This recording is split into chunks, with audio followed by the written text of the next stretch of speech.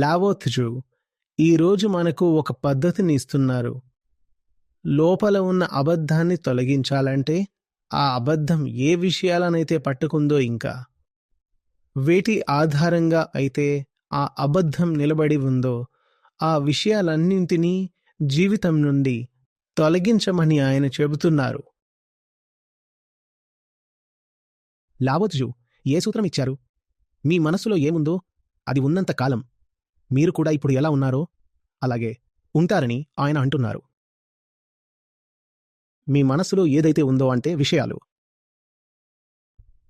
ఈరోజు మీ మనస్సులోని విషయాలు ఏవైతే ఉన్నాయో అవి అలాగే ఉన్నంత వరకు మీరు కూడా అలాగే ఉంటారు. మనస్సులోని సామగ్రి వెళ్ళనంత వరకు మీరు కూడా వెళ్ళరు. సరే, వెళ్ళడమంటే కొంచెం భయంగా అనిపిస్తుంది. మనకు వెళ్ళాలని లేదు, మనం వెళ్ళొద్దు. ఎప్పుడు చూసినా వీళ్ళు వీడ్కోలు పలుకుతుంటారు. రాగానే వెంటనే వెళ్ళిపోమని అంటారు. మనం వెళ్ళాలనుకుంటే అసలు ఎందుకు వచ్చేవాళ్ళం? సరే, వచ్చాను కాబట్టి. సరే, అయితే ఇలా రాసుకోండి. మనస్సులోని సామగ్రి మారనంతవరకు మీరు కూడా మారరు. మారడం సరే కదా?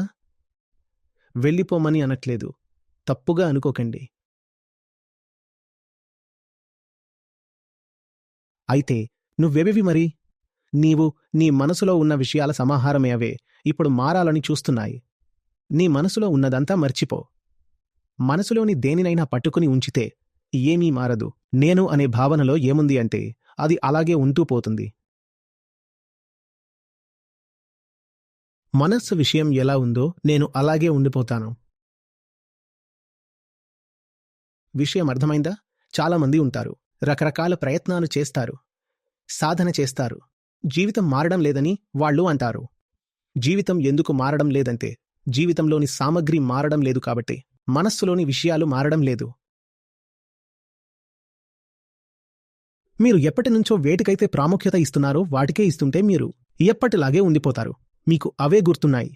5 ఏళ్లుగా ఏ స్మృతులనైతే పట్టుకుని ఉన్నారో వాటినే పట్టుకుని కూర్చున్నారు. కాబట్టి మీరు ఎలా ఉండాలో అలాగే ఉండిపోతారు. ఈరోజు ఎలా ఉన్నారో అలాగే ఉండిపోవాలని ఎంతమంది కోరుకుంటున్నారు? మారడం ఇంకా మెరుగవ్వడం అవసరమని ఎంతమందికి అనిపిస్తుంది? చేతులు ఎత్తండి.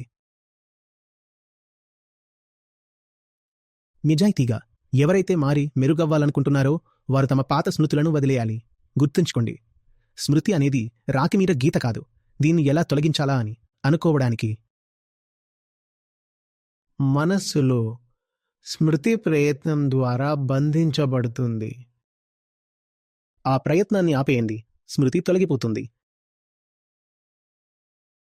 మేము మిమ్మల్ని చాలాసార్లు అడిగాము, మీకు అన్నీ గుర్తుంటాయా? చేతనంగా గుర్తుంచుకోవడానికి మీరు ప్రయత్నించేవి లేదా అచేతనంగా గుర్తుంచుకోవడంలో మీ స్వార్థమున్న విషయాలు మాత్రమే మీకు గుర్తుంటాయి. ఏది ఊరికే గుర్తుండిపోదు.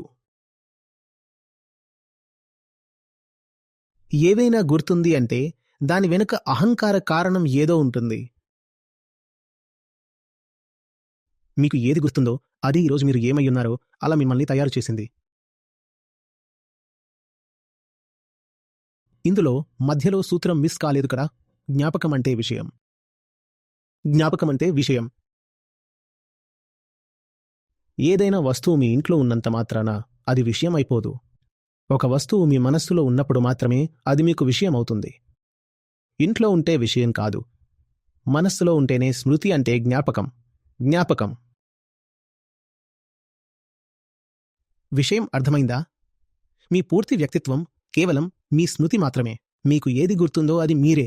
మీరు వేటిని గుర్తుపెట్టుకున్నారో మీరు అదే. ఇప్పుడు మనం జ్ఞాపకంలోని జడమైన వైపును తీసుకున్నాం. జ్ఞాపకం అంటే కేవలం విషయాలే అని మనం చూపిస్తున్నాం. కానీ మనకు కేవలం విషయాలే గుర్తుండవు. విషయాల గురించి కూడా మనకు చాలా గుర్తుంటుంది. 1. ఇది నా దగ్గర ఉంది, ఇది నాకు గుర్తుంది. ఇది నా దగ్గర ఉందని నాకు గుర్తుంది. 2. ఇది ఎంత ధర, ఎవరిచ్చారు, ఎప్పుడు ఇచ్చారు, ఎన్నిసార్లు పడింది, ఇలాంటి మగ్గులు భారతదేశంలో ఇంకా ఎన్ని ఉన్నాయనేది కూడా నాకు గుర్తుంది. ఈ ఆకుపచ్చ రంగు ఏ రాజకీయ పార్టీ జెండా రంగు? కేవలం విషయం మాత్రమే గుర్తుండదు. విషయాలకు సంబంధించిన చాలా విషయాలు గుర్తుంటాయి. దాన్నే జ్ఞానం అంటారు. జ్ఞానం, సాధారణ జ్ఞానం. లావోజు ఏమంటున్నారంటే, మర్చిపోండి, మీ జ్ఞానాన్ని మర్చిపోండి. జ్ఞానం కూడా కేవలం స్మృతే. స్మృతి లేకపోతే జ్ఞానం మిగులుతుందా? మీ స్మృతి పోతే మీ జ్ఞానం మిగులుతుందా? మీరు పట్టుకున్న విషయాలు, ఆ విషయాల గురించి మీరు తెలుసుకున్నవి, ఇవన్నీ కలిపే మీ నేటి అనారోగ్యకరమైన వ్యక్తిత్వమని లావోజు అంటున్నారు. మీ వ్యక్తిత్వం మారదు. ఇలాగే చిన్నగా, సంకుచితంగా భయపడుతూ ఉండిపోతారు. చిన్నదానికి పడిపోతూ, ఇటు దెబ్బలు తింటూ, అటు పడుతూ ఉంటారు. మీ గతాన్ని ఇప్పటిలాగే ఉంచుకుంటే. గతాన్ని మార్చండి. గతాన్ని మార్చండి. గతంలోకి వెళ్ళి టైం ట్రావెల్ చేసి గతాన్ని మారుస్తారా? గతాన్ని మార్చాలంటే దాన్ని మర్చిపోవాల్సి ఉంటుంది. గతాన్ని మర్చిపోవడం ద్వారా గతం మార్చబడుతుంది. అర్థమవుతుందా? మీరు దేన్నైతే జ్ఞానం అనుకుంటున్నారో దాన్ని మర్చిపోవడంలో ఋషి మీకు సహాయం చేస్తారు. అలాగే మీరు కోరిక అనుకునే దాన్ని మర్చిపోవడంలో కూడా సహాయం చేస్తారు. జ్ఞానం, కోరిక, ఈ రెండింటి నుండి విముక్తి పొందడమే స్వయం నుండి విముక్తి.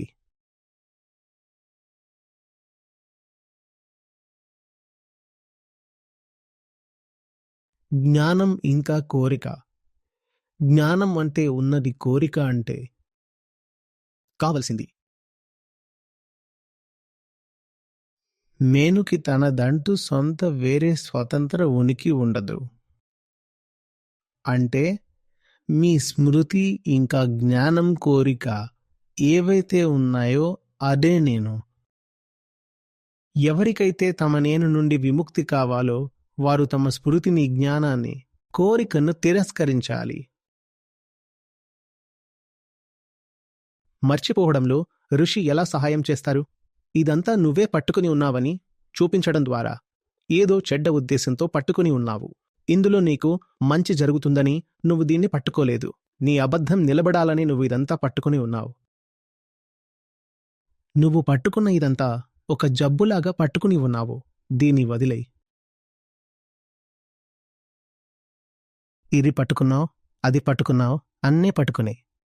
వీటి మధ్యలో ఉన్న నేను మారిపోవాలంటే నువ్వు మారలేవు. ఆధ్యాత్మికత ఒక మోసంలా తయారైంది. పైగా ఈ మోసం గత 100 ఏళ్లలో ఎక్కువగా వ్యాపించింది. ఏం మోసం? బయటి పరిస్థితులు ఎలా ఉన్నాయో అలాగే ఉండనివ్వండి, మీరు మాత్రం లోపలి నుండి మారిపోండి అని. ఇది చెప్పిన వాళ్ళు లావోజుని అర్థం చేసుకుని ఉంటే ఎప్పుడూ అలా చెప్పేవారు కాదు. మీరు బయట పట్టుకున్నవన్నీ అలాగే పట్టుకుని ఉన్నంత కాలం మీరు లోపల కూడా అలాగే ఉంటారని లావోజు అంటున్నారు.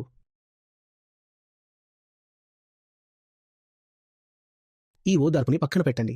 ఇది కేవలం సాకులు చెప్పే అబద్ధపు మాట. నేను బయట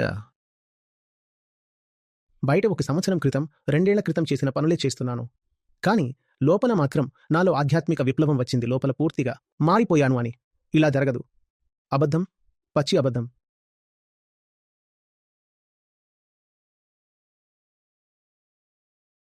ఒకరు ఒక కథను ఉదహరించారు. ఏమన్నారంటే,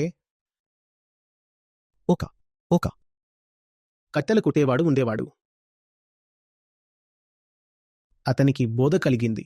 ఇప్పుడు బోధ కలిగింది అనే మాటకు అర్థమేంటో నా దృష్టిలో బోధ కలగడం అంటూ ఏమీ ఉండదు. బోధ అనేది శుభ్రపరిచే ప్రక్రియ, అన్లర్నింగ్ ప్రక్రియ, తనను తాను చెరుపుకునే ప్రక్రియ. ఇది చివరి శ్వాస వరకు కొనసాగుతుంది. బోధ ఎలాంటిది అంటే, ఉదాహరణకు ఈ బల్ల ఉంది, దీనిమీద దుమ్ము దులపాలి. ఒకసారి బాగా శుభ్రం చేస్తాను, 2 సార్లు బాగా శుభ్రం చేస్తాను. ఈ బల్ల ఉన్నంతవరకు దానిమీద దుమ్ము పేరుకుపోతూనే ఉంటుంది. రోజు శుభ్రం చేయాల్సిందే. దీన్నే అన్లెర్నింగ్ అంటారు. దీన్నే బోధ అంటారు. ఈ బల్ల ఏంటి? ఈ బల్ల శరీరమే. శరీరం ఉన్నంతవరకు దానిమీద దుమ్ము చేరుతుంది. కాబట్టి బోధ కలిగింది అనే మాటే లేదు. కాని ఒక కట్టెలు కొట్టేవాడికి బోధ కలిగిందని కథ చెబుతోంది. సరే, విన్నాం. బోధ కలిగింది.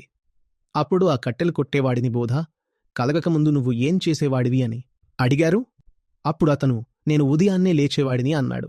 నాకోసం వంట చేసుకునేవాడిని, అడవికి వెళ్లేవాడిని, కట్టెలు కొట్టేవాడిని, కట్టెలు అమ్మేవాడిని, డబ్బులు సంపాదించేవాడిని, సరుకులు కొనేవాడిని, ఇంటికొచ్చి మళ్లీ వంట చేసుకునేవాడిని, తినేవాడిని, పడుకునేవాడిని. ఓహో, మీది చాలా సామాన్యమైన, సాధారణమైన జీవితమన్నమాట అని అన్నారు. ఇప్పుడు మీరు గొప్ప జ్ఞాని, ఎన్లైటెండ్ వ్యక్తి. మీరు ఇప్పుడు రోజంతా ఏం చేస్తారు?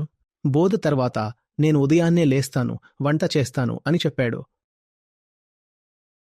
తింటాను, గొడ్డలి తీసుకుంటాను, అడవికి వెళ్తాను, చెట్లు కొడతాను, కట్టెలు అమ్ముతాను, డబ్బులు వస్తాయి, ఆ డబ్బుతో సరుకులు కొంటాను, రేషన్ తెస్తాను, వెనక్కి వస్తాను, వంట చేస్తాను, తింటాను, పడుకుంటాను.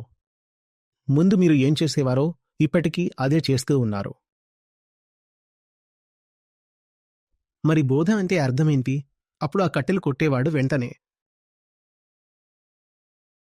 ఏమంటారు దాన్ని? స్టైల్గా చెప్పాడు. ఇంతకుముందు నేను అన్నీ స్పృహ లేకుండా చేసేవాడిని, ఇప్పుడు అన్నీ స్పృహతో చేస్తున్నాను. ఇది వినడానికి చాలా గొప్పదా అనిపిస్తుంది. మన బలహీనమైన అహంకారానికి దీనివల్ల ఒక ఆధారం దొరుకుతుంది. ఎంత ఓదార్పు లభిస్తుందంతే. పాయింట్. అద్భుతం అంటే ఏమీ మార్చాల్సిన అవసరం లేదు. ఏమీ మార్చకుండానే బోధ కలిగిందని చెప్పుకోవచ్చు. నాకు కూడా ఎవరో ఈ కథ చెప్పారు. చూడండి, అలాంటిదేమీ లేదు. మీరు పదే పదే జీవితాన్ని మార్చుకోండి, అది చెయ్యండి, ఇది చెయ్యండి అని చెబుతుంటారు. ఎప్పుడూ చేసి చూపించండి, మాటలు వద్దు అని చెబుతుంటారు. జీవితాన్ని చూపించండి. ఇవన్నీ ఏంటి మీరు మాట్లాడేది? బోధ కలిగిన తర్వాత కొత్త కొత్త మాటలు వస్తుంటాయి. అహం బ్రహ్మాస్మి. పని అయితే అలానే చెయ్యాలి.